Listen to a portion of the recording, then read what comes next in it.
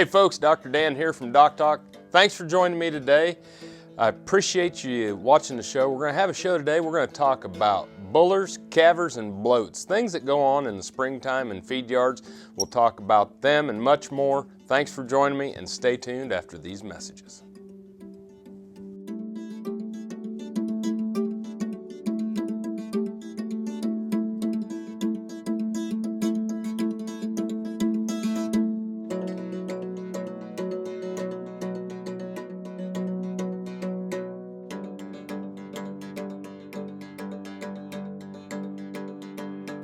Closed captioning brought to you by Ag Promo Source. Together we grow. Learn more at agpromosource.com. This segment brought to you by Kansas Regenerative Medicine. Your stem cells, your health, your life. Hey folks, thanks for joining me on the show today. I'm Dr. Dan Thomson here from Kansas State University's College of Veterinary Medicine, and someone stole my coffee cup. I don't know where it went, but they say they're ordering me a new one, so I'm down to the old cardboard on-the-go type of cup. So anyway, we all need our caffeine. Now, we're going to talk about springtime issues in feed yards, and you know, some of the things that I categorize as I would go into a feed yard as a consultant and still go into feed yards as a consultant is, you know, we're going to be looking at bullers, calvers in the heifers, and bloats across both sexes. And now we're going to start out talking about bullers. And bullers, there are bullies and bullers in life. And the bullies do the riding and the bullers take the abuse. And so when we think about a buller situation, it occurs in steers.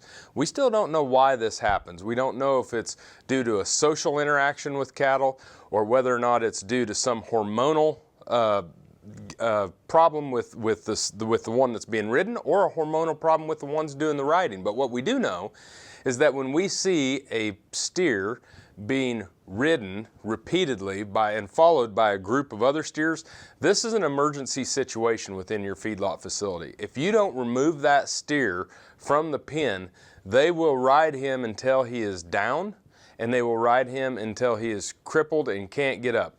The swelling, the pain from the constant riding and badgering is persistent beyond belief. So if you see a calf out in your yard being ridden that's being bulled, you need to go remove that animal from the pen. Once you remove the animal from the pen, we can try to do a 24-hour what they call drying off. So remove the calf for a day and try to introduce the animal again. If the animal is ridden again, then you'll need to remove that animal and put it in a pen. A lot of feed yards will have a buller pen, or they'll have some sort of convalescent pen or other housing, and place that animal in the pen. Another time that you can try to reintroduce that animal to the pen is when you reimplant steers. So if you bring the pen up to reimplant, so we bring them up the processing barn and we're kind of jostling them around, you can go get that steer that was a buller and reintroduce during the point in time in which you're reimplanting, and then when you place them back in the pen, sometimes they'll stick. Otherwise, we need to just keep that animal in a pen by itself until the point in time that we ship the pen.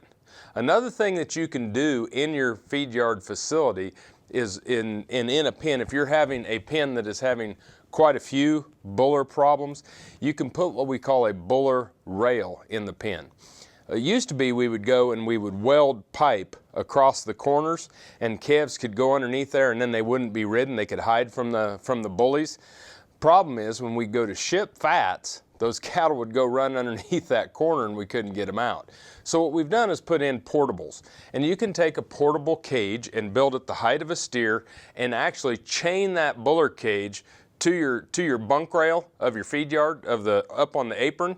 And those calves not only have a place then that they can go hide and get away from the bullies, but they can also consume feed while they're up at the bunk. So some different ideas about bullers. Just remember that it's an emergency situation. It happens in steers. We need to try to remove that animal, then we can reintroduce, and if you have a pen that's having constant buller issues, you can put a buller rail in and make some changes. We're going to talk more about springtime issues in the feed yards. Calvers is next.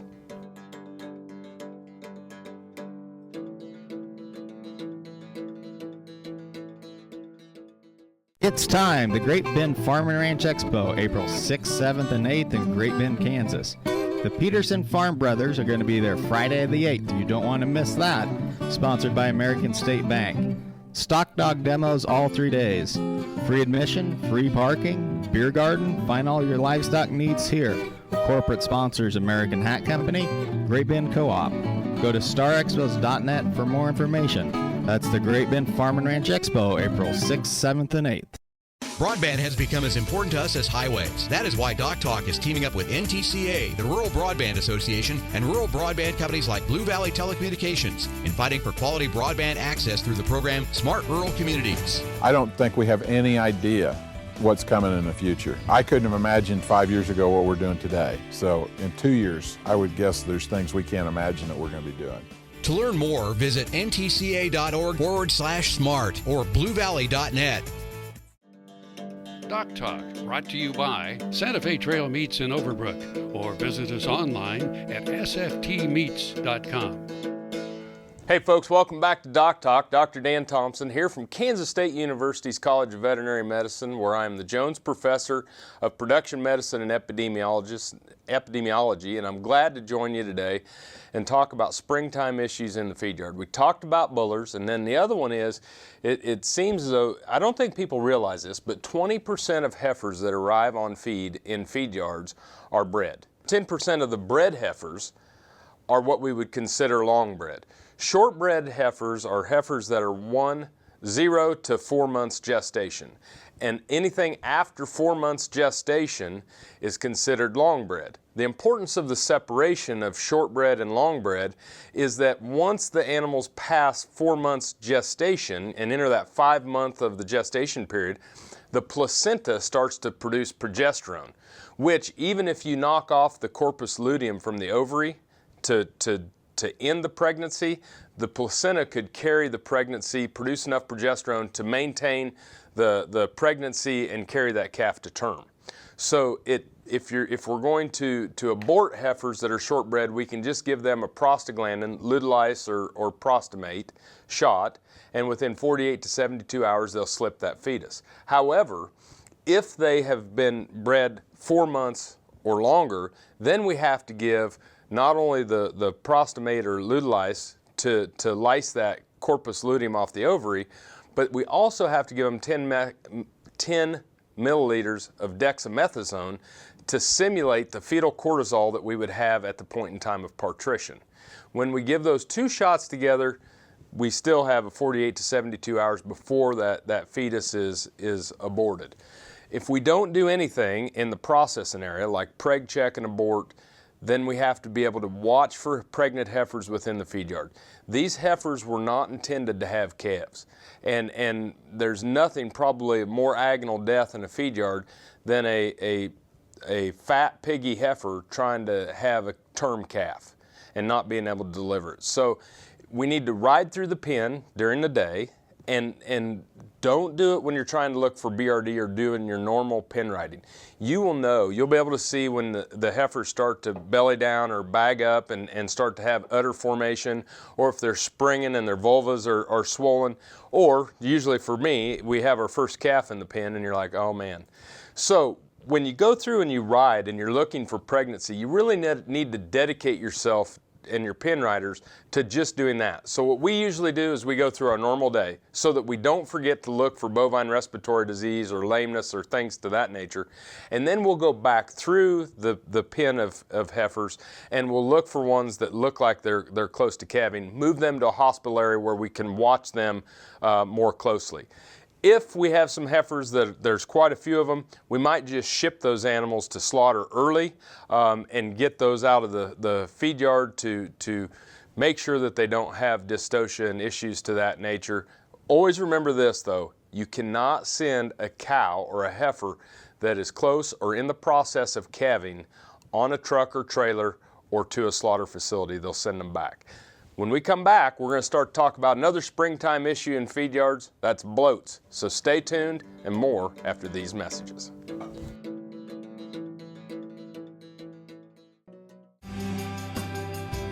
The BQA tip of the day, sponsored by Beringer Ingelheim Vetmedica Inc.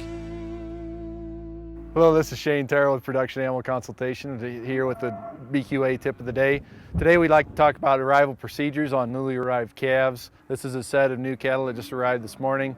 It's really important that we have adequate feed, some roughage in the bunk, so when they arrive in that pen they have feed in the bunk, they have a clean and easily accessible water source, enough space to lie down if desired, a clean space to lie down, and adequate bunk space so all those animals can get to the bunk all at the same time. Also, we'd like to look for how many cattle after arrival for a couple hours are standing, lying down, or resting. We're resting where they're tucking their head underneath themselves to identify pens which need more acclimation and more work in those pens.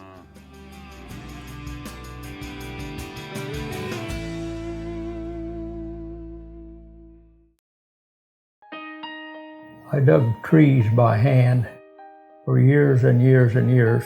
In the process, I wore out my rotator cuff. But when I learned about this process, I thought if there's a way to get rid of this pain, then I want to do it.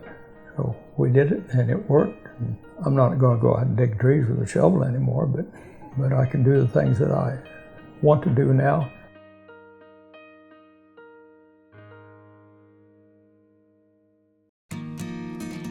We do business with Blueville because of the quality of their work. It is excellent quality, and because they make a commitment to their customers. We enjoy the benefits of hiring a good company to help us maintain this home. We will always do business with Blueville. We have for many, many years, and there's no reason for us to look for any other service. Soil is the life of a farm, and for 25 years, SureCrop Liquid Crop Nutrition has helped growers produce abundant quality crops while preserving and improving the soils they steward. SureCrop offers complete soil and plant analysis with cropping recommendations, delivery direct to your on-farm storage, and quality crop nutrition custom blended for your field. Choose SureCrop for the assurance of excellence for your soil. Call today or visit their website for more information. Buying a car shouldn't be this hard. And at Brown Chevrolet Buick in Wamego, it isn't. It's actually awesome. Whether you want a new or used car or truck, Toby's team can make the deal. Even if you want to custom order a new car or truck, Toby's team can make the deal. See Toby's team at Brown Chevrolet Buick in Wamego. We're awesome. Valley Vet Supply is devoted to providing information and professional quality products at reasonable prices. Valley Vet Supply.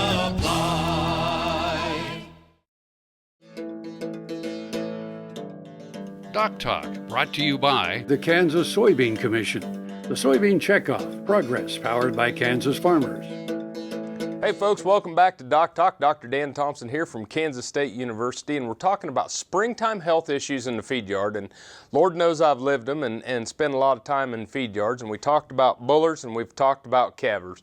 And now we're going to talk something that is non-sex specific, which is bloat. And when we think about bloats in feed yards, you know, generally we think of those occurring in the spring. And there's a couple of reasons why we have those occur in the spring. One is the population of cattle that we have at hand.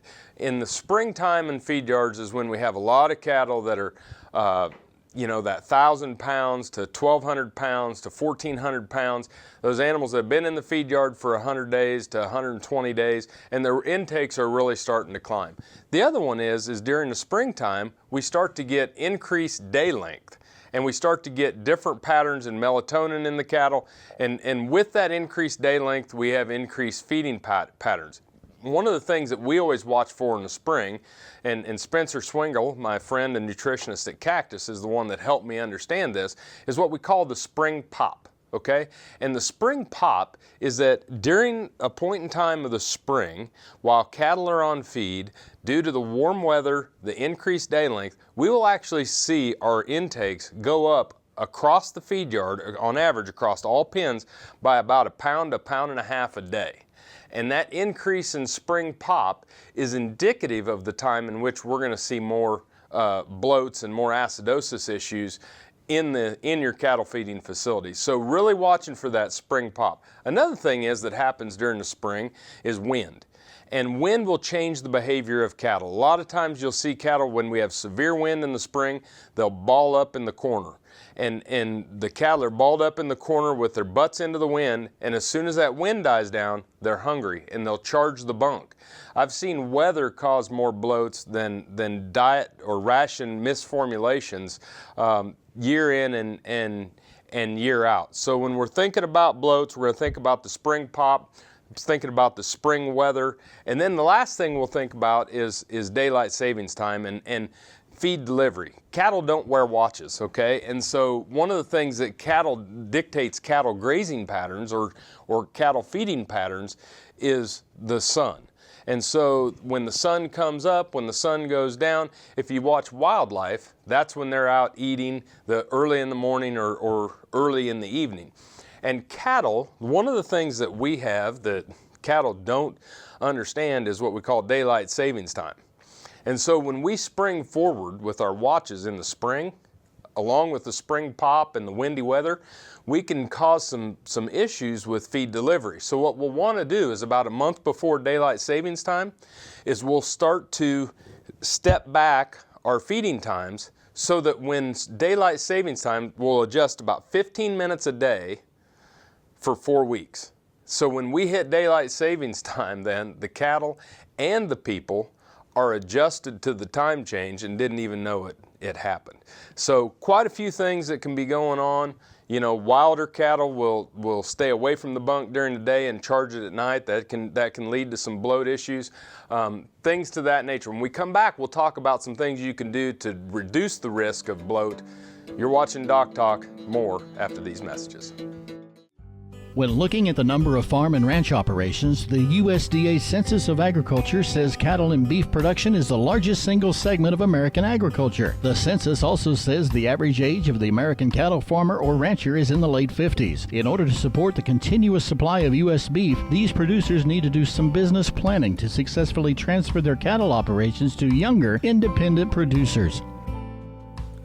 My name is Sam Hands. I'm part of the operation here south of Garden City, Kansas, known as Triangle H. Our operation starts with an irrigated farming operation and also involves cow-calf as well as farm feedlot. So obviously the beef industry is very important to us as a marketing tool of those products grown on our irrigated farm.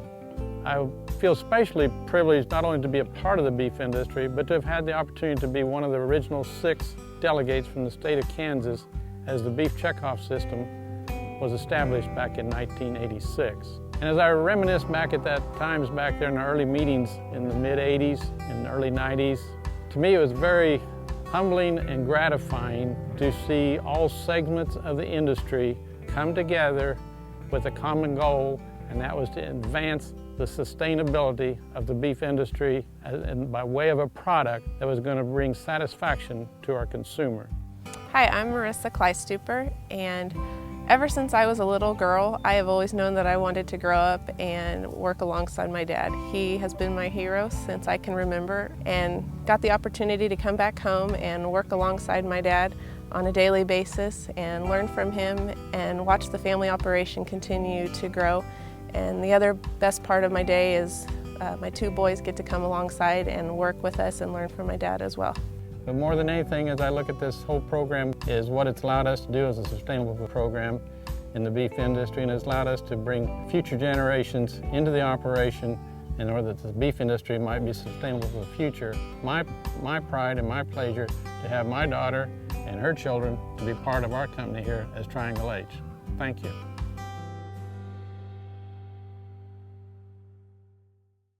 Hi there, I'm Dr. Dan Thomson. Are you BQA certified? If you're not, and you work with beef cattle on a regular basis, you should be. And today through April 15th, our friends at Boehringer Ingelheim Vet Medica are providing free online BQA training at bivi-bqa.com. For 30 years, Beef Quality Assurance has been helping provide safe, wholesome, nutritious beef. Now through April 15th, free online training for Beef Quality Assurance at bivi-bqa.com. Support Kansas agriculture education with an AgriTag. Agri-tags are available anytime at your county treasurer. They look great on cars and trucks. For more information, go online to ksagclassroom.org. Kansas Farm Bureau, the voice of agriculture, represents grassroots agriculture. The state's largest and most powerful farm organization stands up for its members through leadership development, agriculture education, legal defense, environmental advocacy, farm safety, and risk management. Members also enjoy money-saving benefits. To join our organization today or to learn more, go to www.kfb.org or find us on Facebook and Twitter. As fourth-generation farmers themselves, Heinen Brothers Ag Service understands the risk and rewards of farming. So when it comes to quality aerial and ground application, fertilizer, ag chemicals, and anhydrous ammonia, call Heinen Brothers Ag today, 800-760-4964. Healthy cows start with the new hired hand automatic livestock sprayer. Rancher invented to provide an efficient alternative to pour-on and injectable parasite management systems. The portable design allows cattle to treat themselves head to hoof. Strategic device placement with pass-through activation technology takes the stress out of parasite treatment for cattle and the rancher, leaving more time to tend to other vital tasks on the farm. To learn more, visit cowsprayer.com. The new hired hand makes healthy cows easy.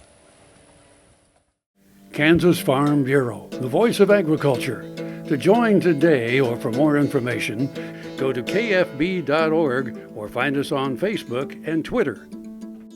Hey folks, Dr. Dan from DocTalk here. Thanks for joining me, and thanks for talking about something that I love talking about, feedlots. I spent many years in working in feed yards, whether I was on the processing crew or in the pen riding crew. And then after I went to veterinary school, I wound up being fortunate enough to be a feedlot veterinarian. And I still teach and still work with feedlots on a day-to-day basis. So when I get an opportunity to talk about things going on in the yard, it's a lot of fun. A lot of these things too, like bloat, we can talk about if you raise purebred bulls or if you're putting weaning calves on your ranch, some of these things can play a role there as well. It's not just feed yard specific. So when we're talking about bloats, probably our number one control method of preventing bloats in feeder cattle is the feeding of ionophores, and specifically the feeding of Rumensin or Bovatec. And ionophores modulate feed intake, okay? And so when we feed these at 27 to 30 grams per ton, we can actually reduce feed intake by 2 to 3% while having the same amount of gain. And some of this can be due to modulation of intake. When we look at some of the feed yard studies that Rick Stock did in the 90s at the University of Nebraska, we could see that when we feed Rumensin, we have a lower variation in feed intake from day to day within pens and across pens across the feed yard. So that's something that really helps lend itself. The other thing you have to realize is that bloat is an individual animal syndrome. We don't have an entire pen bloat. We find a calf within a pen that's bloated. And so we try to manage bloat at a pen level because we feed the pen. Even though we have to understand that within that pen on a day-to-day basis, the individual feed intakes of these cattle are all over the board. We've done a lot of work with GrowSafe and looked at feed intakes, and some cattle consume large meals, some cattle and a few times a day. Some cattle consume small meals multiple times a day. Each individual animal is different, and each individual animal has its own eating pattern. Products and technologies such as our ionophores are just tools that can help modulate and even out the intakes so that we don't have these radical ups and downs. Feed delivery, working with your nutritionist, making sure that you're having consistent bunk reading, as we've talked about in other episodes, is vitally important, especially when you have that population of cattle. But springtime, population, bullers, calvers, and bloats, we're going to see those animals in the springtime in feed yards. Thanks for watching DocTalk today. Remember, always work with your local veterinarian. And if you want to know more about what we do on DocTalk, you can find us on the web at www.doctalktv.com. Thanks for watching the show today. I'm Dr. Dan Thomson, and I'll see you down the road. Closed captioning brought to you by Ag Promo Source. Together we grow. Learn more at agpromosource.com.